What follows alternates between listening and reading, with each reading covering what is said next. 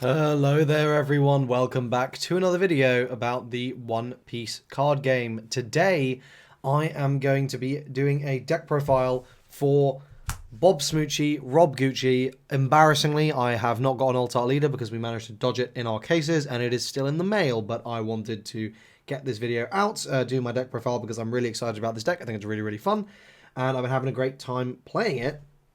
Let's just go ahead and get started. I do want to say though, if you go over to my Patreon, which you can get for literally £5, I think it's fine. I've got an in-depth guide to Rob Lucci that's going to feature the matchups, tips from like play experience, in what situations you'd want to actually take Lucci to an event. I think the main juice of that is the matchups really, like a matchup chart of like your major matchups and how to win them. You should check that out. I'd really appreciate the support over on Patreon. That being said, let's go ahead and get started. So, Rob Lucci, aka Sakazuki at home, what does he do?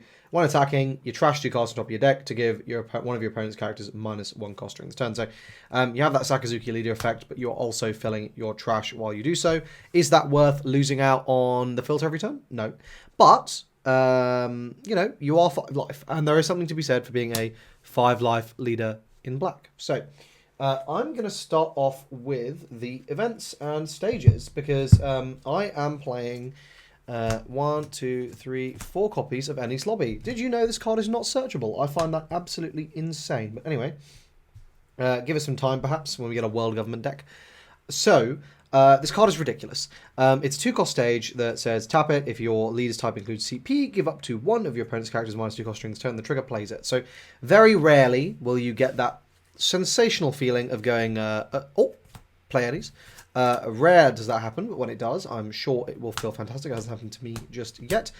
This card, I think, is insane, and I don't really understand why it doesn't see play generally in 07 and 08. It became a lot more popular by necessity, I think, for the RP Law matchup, but in my experience, it's made the maths of the deck so ridiculous that I don't really know what I'd do without it. I really like this card. You know, this plus leader effect means you're reducing cost by 3, which is insane. In an uninteractable way that requires no setup outside of just, you know, playing the stage.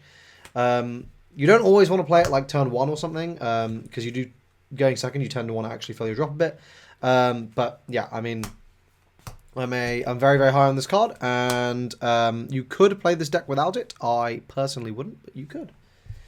Next, we got 4 Tempest Kick. This card is nuts. This is better than Hound's Blaze. Greater option, sorry. It's -3 instead of -2. The downside, of course, is you need to have 10 in trash for it to work, which is a little bit awkward. But rest assured, it is very doable. It takes a few turns in Lucci, but really, when the engine gets like up and running in this deck, like it's really up and running, and this isn't a big deal. Also, fundamentally, it is just a cycler. So there's that. And then we've got 2 Ice Age. As much as I love playing 4 Ice Age, in a deck that can't really just filter through them like in Sakazuki, it's a pretty hard thing to justify. Okay, 1-drops I think are fairly standard. We got 4 Tsuru. To this day, the best 1 cost in black. The best 2k counter in black. This card is nuts. -2 cost, synergizes incredibly well with everything the deck does, and fundamentally, like, you can just do it, right? Like when you're in a pinch, it's just that option to just let you extend and get that removal when you need to get that removal. And then, of course, we also have 4 Spandam, top searcher for the deck. So, of course, you play it. Only searches the top 3, but it does fill your trash. So, basically, turn 1, you the ideal is you're going to have a Spandam to start dumping cards into your trash ASAP. So those are our 1-drops, not a great number of them. Onto the 2-drops. There's only 1. It's 2 copies of Helmeppo. Surprising, I wager no one. Helmeppo is crazy. With Moria, it's a 2-cost that reduces cost by 3. It's also got counter, so yeah, very strong card. Onto the 3 costs, and these are also fairly standard. So we've got 2 copies of Spandine. which this card is crazy. If you follow me on Twitter for my hot takes as soon as cards are revealed, as I don't have time nowadays to make videos as soon as stuff comes out anymore. But this is crazy. Like it just bridges you into any 4-cost CP. So Becca is now like just comes as part of the package, right? Like you revive whatever 4-cost you want, but you also get a free blocker with it. Okay, I don't know what they were cooking with this, but yeah, it's crazy. And then yeah, 3 Brook as well. I mean, Brook's nuts. I've explained at length why this card is absolutely crazy, but fundamentally, especially in a meta without Sakazuki, if you don't answer this card, you are cooked. Like in the Black Mirror, this card is absolutely crazy.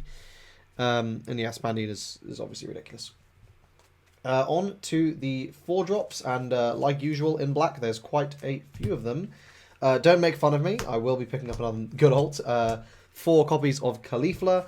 I think this card is really, really important because, yes, it's a 2k counter, and yes, it's searchable, but actually the filter you get in being able to just dig for the cards you really, really need in certain matchups is actually very, very valuable.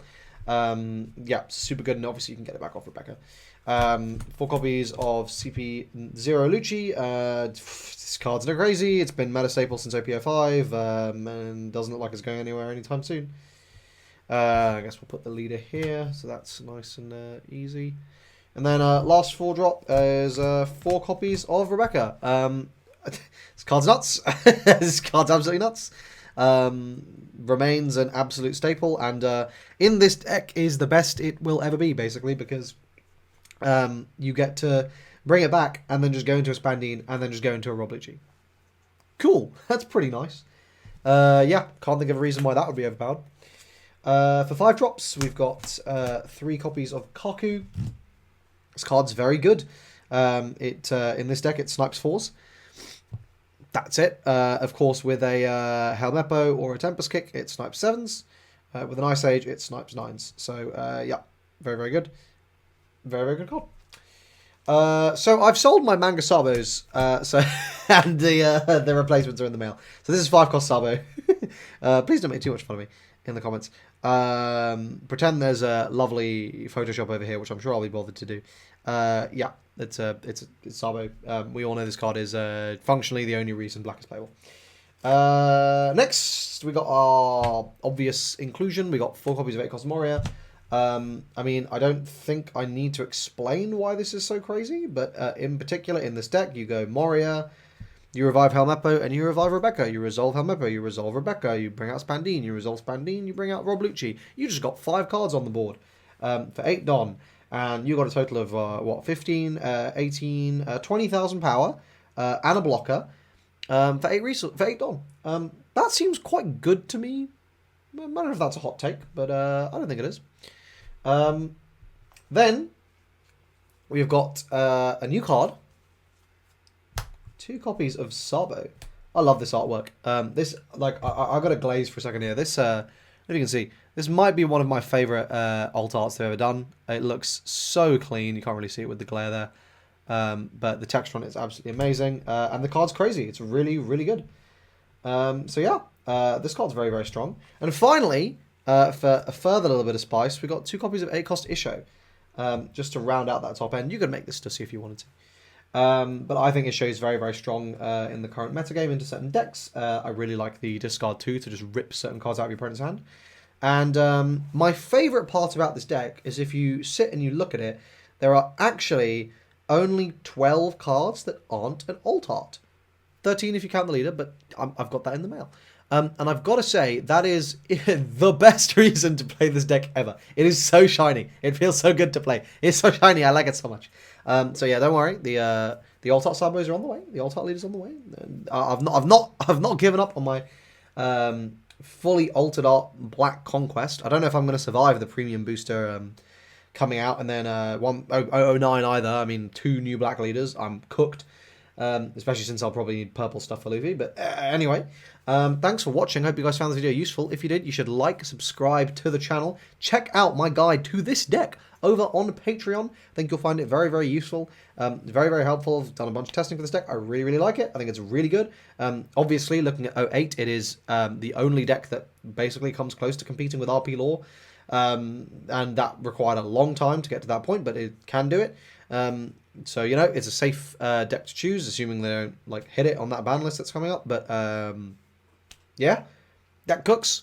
Really, really good. You can, you know, outskill people. I like it. Thanks for watching. Hope to see you guys in the next one. Cheers.